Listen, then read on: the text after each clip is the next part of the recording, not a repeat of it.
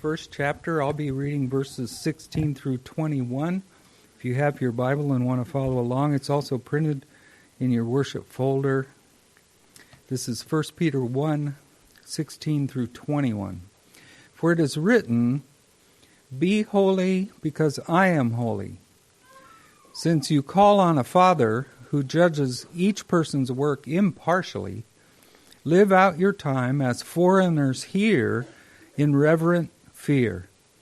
For you know that it was not with perishable things, such as silver or gold, that you were redeemed from the empty way of life handed down to you from your ancestors, but with the precious blood of Christ, a lamb without blemish or defect. He was chosen before the creation of the world, but was revealed in these last times for your sake. Through him you believe in God, who raised him from the dead and glorified him, and so your faith and hope are in God. This is the word of the Lord.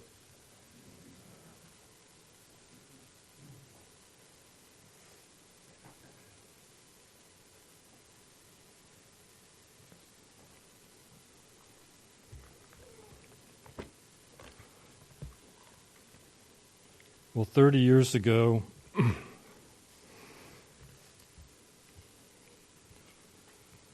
I'm sorry, I'm kind of an emotional wreck this morning. But 30 years ago, and you'll see why in a minute, Lisa and I went to St. Louis and we started this internship program. We piled into a van with, 13 or 14 other people that we didn't know, and started this journey towards Wyoming.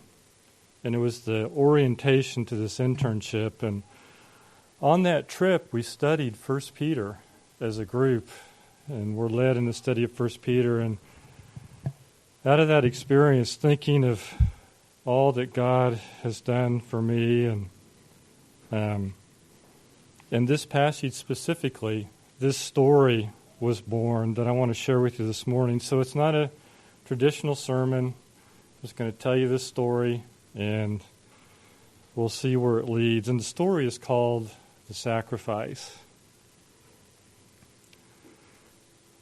And John is a high school senior in the story. So, "John," Molly said on the phone. "John, I'm so sorry. I had to get an abortion. I know you don't understand, but we're too young. And I talked it over with my parents."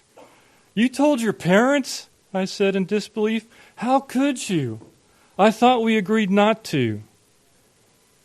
"I had to. I couldn't bear this on my own anymore." "How long have they known?" I interrupted. "I told them yesterday, after I got the abortion." "Oh, Molly, I'm dead meat. When my dad finds out, he's going to kill me. I can't believe this has happened to us. It's a nightmare." I could hear her crying on the other end. "Molly, I can't talk to you right now. I'm just not thinking straight. I don't know what to say to you." "John, John." And then I hung up the phone. After I hung up the phone, I went over to my bed, buried my head in the pillow, and cried, "Oh, God, help me. Please help. I'm so sorry. I never wanted this to happen. Can you just help me?" I kept repeating these phrases over and over as the sobs racked my body. Sitting on the floor beside my bed, I focused on the clock. It was now 7:30. It had been 4 hours since the call, the worst 4 hours of my life. I was clutching my stomach. The knot of despair in my chest was so tight, I felt like I was sick. How could I have been so stupid, so senseless? What a fool I've been. Until then, I'd never felt like I wanted to die. I crawled up from the bed and stared at the ceiling. The red hues of the setting sun were reflecting off the surfaces of the room through the open window, helping me to create my own personal hell. Looking up, I imagined The blade imposed the pit and the pendulum swishing through the air, bearing down on me. The panic, the torture. It was just a matter of time before my heart was ripped to shreds. Molly and I had been dating for a little over a year. We had known each other for 7 years. Our families attended the same church. Molly's a beautiful girl with a bubbly personality and a rich enthusiasm for life that oozes out of her, and it's infectious. We were casual acquaintances until our youth minister took our high school group on a retreat in a camp outside of Vail, Colorado. On the bus trip, I happened to sit behind Molly. We started talking, and soon we were discovering a warm and mutual affection for each other. For the rest of the weekend, we were inseparable, and a few days later, we thought that we were made for each other. I was so deeply in love. It was unbelievable that such a beautiful person could be attracted to me. I wanted to spend as much time as possible with her. As our affections grew, nothing was more important than spending time together. Eventually, we found ourselves looking for opportunities to be alone so our passion could express itself. Of course, we never intended for things to go too far, but they did. 2 weeks prior to the abortion, our world had been shattered by news of Molly's pregnancy. We thought we would give ourselves a month to decide what to do. We ran through all the possibilities of eloping and adoption and abortion. We weighed the consequences of telling our parents. I was panicked at the thought of my parents finding out. I knew the consequences would be grave, and then Molly called. I got up and walked over to the bedroom window. My room was on the second floor of our house, so I could look out and see the farm. My eyes focused on my dad carrying buckets of feed to the breeding pens. 7 years ago, we had bought this old, run-down sheep farm outside of Colorado Springs, and we moved to the country. It had taken us 2 years of hard work to bring the farm back to life. Now we were nationally known for the sheep that we raised. I loved the country and the farm and the hard work. But as I looked out across the pastures and the fields to the towering Rockies, I felt none of the blissful peace such scenes usually provoke. I looked down into the pens and could see Jenny, my prized 3-week-old lamb. She was a product of careful selective breeding. She was pure and innocent and beautiful. I hoped to enter her in the state fair this fall and to win her division. I would give anything to be in her place right now, that peaceful, content, and carefree place. My dad was carrying food to her pen. I wondered what he would do when he found out about Molly and me. He's a big and powerful and durable man, stubborn and determined. He's a man of deep convictions, and there's never any doubt where he stands. He demands a lot of me, but he has a compassionate heart. He takes time to listen, and I can talk to him about almost anything. His eyes are his most distinctive physical quality. He has eyes that penetrate, see deep down into people, demanding honesty and respect. What I feared at this moment was his temper. Sometimes it could explode. The phone ringing interrupted my contemplation. I decided to let my mom answer it. I was in no shape to talk to anyone, and if it was, Molly's parents. Earlier in the evening, I had told my mom I didn't feel like coming down for supper. She saw right through me and asked, "Is there a problem between you and Molly?" "Yes, there is," I replied. "Well, do you want to talk about it?" "Not now. I just need some time to be alone. Maybe we can talk later." She hugged me and left me in my tailspin. I was leaving my room to go down the hall of the bathroom when I heard my mother downstairs crying. She rarely cries. Oh no, dread gripped my heart. It was the phone call that I feared. The swishing blade pierced my flesh. I felt my guts reek like they were spilling out of my chest onto the floor. Now my dad would find out for sure. He'll be coming in soon, and Mom has to tell him. The thoughts of flight seized my mind. run away, hide, flee. But I knew I couldn't leave. The last thing I wanted to do was go downstairs and face Mom. A few minutes later, I could hear my father's boots crunching across the gravel driveway as he approached the back porch. With each step he took as he neared the house, the terror tightened. I heard the screen door slam shut as my father entered the house. I ran over quietly and quietly cracked the door. "What's wrong, honey? Why the tears? You look devastated," he said. "Oh, Wayne, I can't believe what's happened. I'm so mad at John. I'm so confused." I could hear the wrenching sobs pouring forth as my dad held her. Okay, cry it out." He let her cry for a few minutes. "Now pull yourself together and tell me what's going on here. What has John done that is so awful?" "Oh, Wayne, please don't hurt him. I've got to tell you, but you have to promise me you won't go up those stairs right now." Okay, just tell me what in the world's going on." "Richard," who's Molly's dad, "called about half an hour ago. Molly had to have an abortion earlier today. He thought that we should know." "What? You mean John?" The blood in my veins froze like ice. I could hear my dad crossing the dining room towards the stairs. Mom yelled, "Wayne, don't! Don't go up there right now! Please! Wayne, you can't!" My dad stopped halfway up the stairs. In a hateful, condemning voice, he said, "Damn you, John! How could you?" He went running down the stairs. I heard him kick open the screen door. Once he was outside, he yelled, "John! John!" I went running to the window.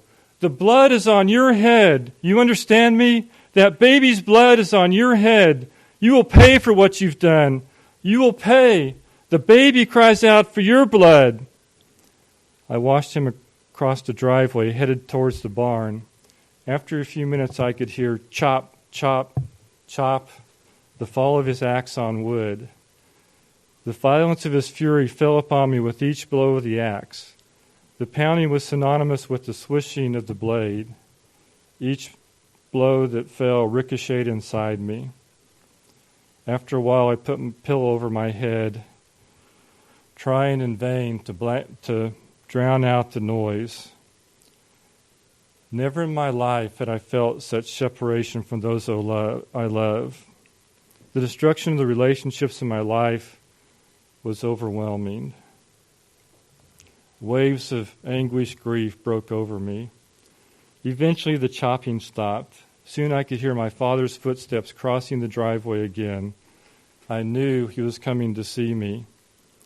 I heard the screen door slam, and he was heading up the stairs down the hall to my room. He turned the door handle, threw open the door, and turned on the light switch. He stood before me, soaked with sweat, still with his work gloves on. I could see splotches of blood on his gloves where he had gripped the axe. He was physically exhausted, yet his eyes reflected an anger that would not let his body quit.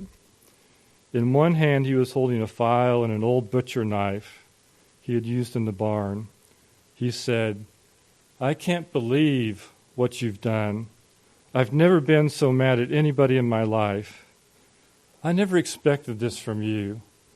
To hurt Molly, her family, yourself, your mom and me so deeply. I just never thought you would do anything like this. It's a good thing I didn't come up here before now. If I had, you probably wouldn't be in one piece. Well, John, what do you think I should do about this mess?" What could I say? I felt like telling him to go ahead and beat my brains out. That's what I deserved. Instead, all that came out was, "I'm sorry. I'm so sorry, Dad. I didn't mean for this to happen." His eyes narrowed into a scornful glare as he said, "I'm sorry, won't get it. Not this time, son." He tossed the knife and the file on the bed. Watching him I got the distinct impression that even now he was extending enormous self-control not to grab me and smash me into the wall. "I don't want you to leave this room until 6 o'clock tomorrow evening," he said. "In that time, I don't want you to eat anything, and you can only drink water. I want you to take this old knife and put a razor-sharp edge on it with that file and one of your sharpening stones. At 6 o'clock tomorrow evening, I want you to come down to the barn and bring the knife. We'll talk more then." As he turned to leave. As he reached for the door, he glanced back and started to say something, but only shook his head in disgust. After he left, the guilt raged. I despised myself, and I kept asking myself over and over again, what have I done? What have I done? Never had I experienced the wretchedness of sin until now. I had transgressed the law of my home and my God and done tremendous harm in that process. All sorts of questions carved a sense of hopelessness in my mind. What does my mom think? What do Molly's parents think? Can I face anything after this? Can I be forgiven? Felt utterly helpless. I walked over and turned off the light and crawled back into bed. I tossed and turned most of the night and finally drifted off into a restless sleep. When the rooster woke me, I thought I was waking up after a nightmare, only to remember I was living one. I spent the day in kind of a numb stupor. I did sharpen the knife as my father asked, and I wondered what the evening would bring. It didn't matter that I wasn't eating. My only hunger was a desire for release from the crushing weight of my agony. The house was quiet most of the day. I heard my mom stirring some, but most of the time, silence hung in the air. Thick, smothering silence. Deadly silence. Finally, the hours whittled away to 6 o'clock. I crawled off my bed, stood up, grabbed a knife. I was a little dizzy for a few seconds, probably from not eating. Slowly, with dread, I headed down toward the barn. The main door was open, so I walked in, and I was caught off guard by what I saw. My dad was standing behind a wooden workbench that had been cleared off. Tethered to one of the legs on a leather leash was my Jenny. She was excited at the sight of me and began tugging at the leash and bellowing, trying to reach me. I looked down at her and up at my dad. We just stood there for a while, looking at each other, while Jenny cried. Finally, he reached down and patted her, and she settled down. "John," he said, "have you learned anything?" "Yes," I replied. I fell silent as I groped for words. Finally, I said, "I've learned what sin is, what evil is. I feel like I deserve death for what I've done. I'm guilty, and I don't deserve anything from you or anybody else." The tears welled up again. I stood with my eyes rooted to my dad as the tears rolled down my cheeks. He looked at me with an expression of rough sympathy as the grief was unleashed. Finally, he said, "John, you must pay a terrible price for what you have done. My fury and my wrath is great, and something must be done about it. I could throw you out of the house and out of my life, but I won't. I could smash you to bits, and I could pass some sentence on you that would linger on for days, but I won't do that either. None of those things deals with the heart of the issue." After a long pause, he said, "We're going to kill Jenny." I stammered as the words soaked in. He continued, "She's going to be a sacrifice for what you have done. Instead of destroying you, we will destroy her. She is pure and undefiled and without blemish. Her innocent blood shed instead of your blood. Come over here." My thoughts were in a whirlwind of confusion as I approached the table. To kill Jenny? She was the last one I expected to have to suffer such dire consequences for what I had done. I didn't want to do this. It was almost more than I could bear. The next few minutes are transfixed in time. My dad reached down and loosened Jenny's collar, taking it off her. He lifted her up and sat her on the table. I looked in her eyes. They reflected that deep innocence. We were murdering innocence. My dad told me to go fetch a wooden bucket that was standing close by. I brought it and set it down at the edge of the table. He said it was to catch the blood. My dad turned Jenny on her back and said, "Okay, John, I want you to take the knife and cut her throat." I looked at my dad in disbelieving horror. I was going to slay her? He looked at me with dead seriousness that cut through the apprehension and said, "John, I know that this is hard to do, and it's sad, but you must do it. You will understand more later." A shivering chill ran through my body, and with a trembling hand I reached for the knife. I placed it on her throat and said, "I'm so sorry, Jenny." As I sliced into her flesh, she let out a last bellowing gasp, stiffened, trembled, and finally went limp as death overtook her. What I will never forget is the blood.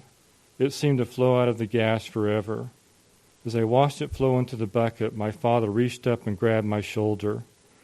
I was surprised to see a tear rolling down his cheek. He said, "I'm sorry we had to do this, John, but you have to learn what evil can cost. Your guilt is flowing with the blood. After the bleeding stops, I want you to take Jenny out back, build the fire, and burn her. Then come back in the house and we can talk some more." After saying this, he turned and left. I continued to hold her until the bleeding stopped. I carried her out to the edge of the pasture and built a fire. I thought it was ironic that I was using the same wood that my dad had torn apart in his fierce anger the night before. When I had a large wood pile, I placed Jenny on it and set it ablaze. As I stood and watched the smoke and flames engulf my precious lamb, I thought about my innocence. It was going up in smoke with her. I also thought about the new chance her death had given me. Maybe there is a way to deal with evil, with death, with the demands of justice. I began to realize my prized lamb did not die in vain. I stood for at least an hour, thinking, praying, and wondering as I stared at the sacrificial fire. At dusk, I made my way back to the house. My mom and dad were waiting at the kitchen table as I walked in. "Sit down, son," my dad said. I pulled up a chair and waited. We all just sat there and looked at each other for a few minutes. It was as though we all knew that words could not capture the gravity of what had taken place between us. Finally, my dad said, "John, what you have done has broken our hearts. But even more important, it breaks God's heart. Sin always does. It breaks his heart because it destroys us, it ruins us, and it separates us. I think you're well aware of the destruction you have caused, and for that I'm thankful. When a person starts to understand the consequences of their sin, then they can begin to understand grace. That's when he stands in the shadow of the cross. Because of the blood of the Lamb flowing down the splintered wood, God will forgive you. The living must die so the dying can live. We killed Jenny because I want you to understand the price that God paid for you, for all of us. We have a bloody religion, John. It's messy, but then sin is a messy business. Because of the price that Jenny paid, I forgive you. And because of the infinite value of the blood of the Lamb of God, you are forgiven. The wounds you have caused us all run deep, and the consequences of your sin still have to be dealt with in relationships. But we can take confidence because healing has begun. The scar tissues that covers our wounds will be tender for a long time. we must remember grace and hold each other with compassion. As my dad finished, I looked at my mom. She was crying. I said, "Dad, Mom, I'm so sorry. I love you both for what you've done and what you've taught me today. Thank you for your love that I don't deserve. I can assure you that I'll never be the same." After I finished, we stood up and hugged and cried together. Something only possible because the blade had stopped. From 1 Peter, "For you know that it was not with perishable things such as silver or gold that you were redeemed from the empty way of life handed down from your forefathers, but with the precious blood of Christ, a lamb without blemish or defect. He was chosen before the creation of the world, but was revealed in these last times for your sake. Through him you believe in God, who raised him from the dead and glorified him, and so your faith and your hope are in God." So we come together to share the supper of the Lamb today, and all are welcome to share in this meal. There's a group that will gather in the back.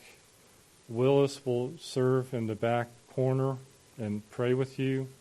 I'll serve here, and we'll pray together. And then you can serve yourselves or your family if you want to there. And so we invite you to come and share the body and the blood of the Lamb of God.